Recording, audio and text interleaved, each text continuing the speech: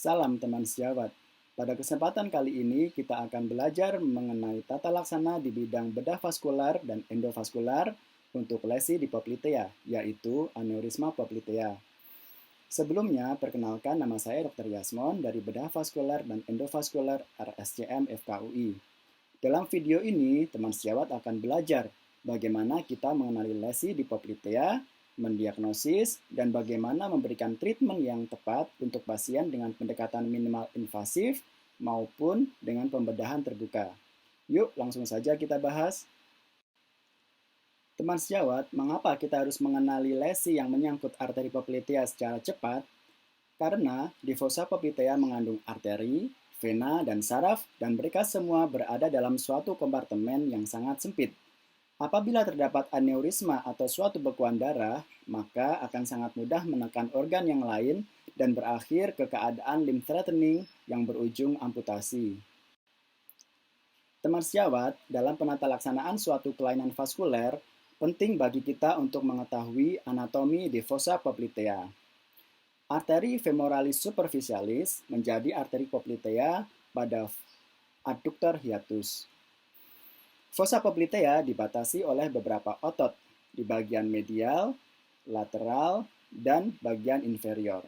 Bisa dilihat di gambar berikut.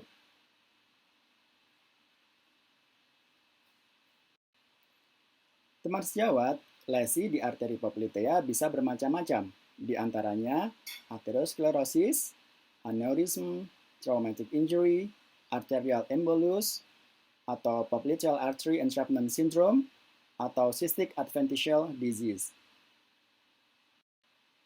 Teman sejawat, sekarang kita akan lebih fokus ke aneurisma poplitea itu sendiri. Untuk mendiagnosis aneurisma poplitea, kita bisa mengenali dari beberapa komponen epidemiologi dan pemeriksaan klinis dan penunjang. Di antaranya, insiden meningkat pada dekade ke-6 atau ke-7. Apabila individu tersebut memiliki AAA atau aneurisma aorta abdominalis, maka akan lebih tinggi insiden untuk aneurisma poplitea. Bisa teraba pulsasi atau massa berdenyut di fossa poplitea. Pada pemeriksaan duplex ultrasound, kita bisa lebih jelas menilai diameter arteri poplitea. Selain dengan duplex, kita bisa melakukan CT angiografi. Teman sejawat, berikut adalah gambar untuk insisi pembedahan terbuka pada aneurisma poplitea. Pada posisi pronasi, kita bisa melakukan insisi berbentuk lazy S dari medial ke lateral untuk approaching fossa poplitea. Untuk lebih jelasnya, kita akan menyimak video berikut. Teman sejawat, selain pembedahan terbuka, kita dapat melakukan terapi endovaskular untuk lesi aneurisma poplitea. Dengan menggunakan crossing teknik, di mana kita melakukan wiring melalui arteri femoralis communis kontralateral, kita bisa mendeploy stent graft atau mengembangkan stent graft di tempat aneurisma poplitea berada. Jangan lupa, agar teman sejawat mengukur diameter normal arteri poplitea di proksimal dari aneurisma dan di distal dari aneurisma sebagai landing zone stent graft kita agar tidak mudah terjadi migrasi stent graft.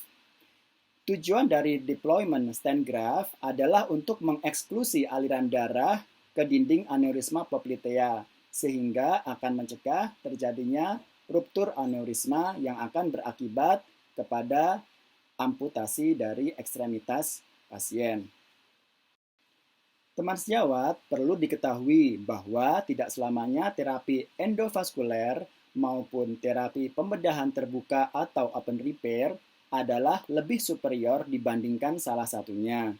Setiap individu memiliki karakteristik tersendiri, apakah tata laksana endovaskuler atau pembedahan terbuka sesuai untuknya. Pada suatu studi oleh Eslami et al., dikatakan bahwa open repair pada aneurisma poplitea yang asimptomatik, pembedahan terbuka memiliki outcome yang lebih baik.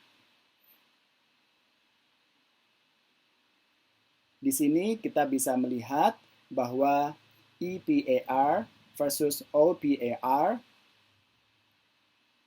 Terdapat bahwa open repair of asymptomatic popliteal artery aneurysm is associated with better outcomes than endovascular repair.